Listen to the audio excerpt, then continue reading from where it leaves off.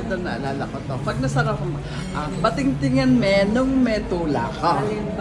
Ayan, ang ibig sabihin sa Tagalog, pagkatapos mong kumain mga idol, babatingtingin bell mo siya kung talagang nasarapan ka. Kami, pupunta kami dito, binabatingtingin namin kasi masarap naman talaga mga food nila. So, new management try natin kung same lang. Kuha tayo ng rice. Ayan, dito sa Kapampangan Island. Kapampangan, Pipanganan, Kapampangan. Okay? So, kalderetang baka. Parang ang sarap naman ng luto talaga. Kita nyo?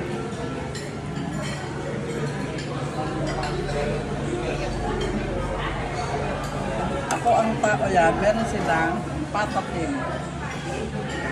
Meron silang asadong matua. So, hindi ko alam kung ano tawag sa asadong matua. Ano to?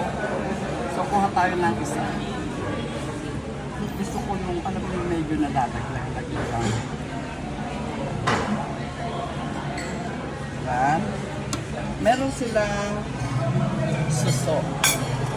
Ito ang suso. Pero hindi tayo kumakain sa mga yan, suso. Okay. Maagal pa pero marami nang kumakain. Meron man silang lumpiang kubot. Yan. Meron silang lagat puso. Yan, sagi. Meron silang pakpet. So, kuha tayo ng pakpet mga idol. So, talagang ako sa gulay, okra. Hindi ko alam kung bakit. Okra ang palaya. Pili tayo ng ano, maganda-gandang gulay. Yan. Yan.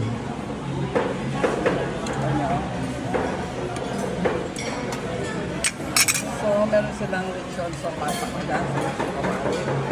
Hindi natin siya kinakain. So, kuha tayo ng ayan, sabi-sabi ng lechon kapali. Ayan, may ikit na maalat. Ayan, lumpiang Shanghai. Ayun, para sa buro. Pero ako kukuha lang ako nito. Konti lang.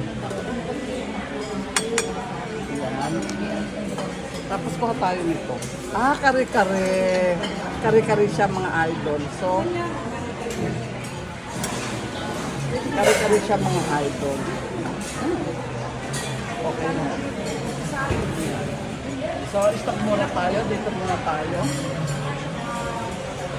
Meron tayong bintang damuna. Meron silang sisig.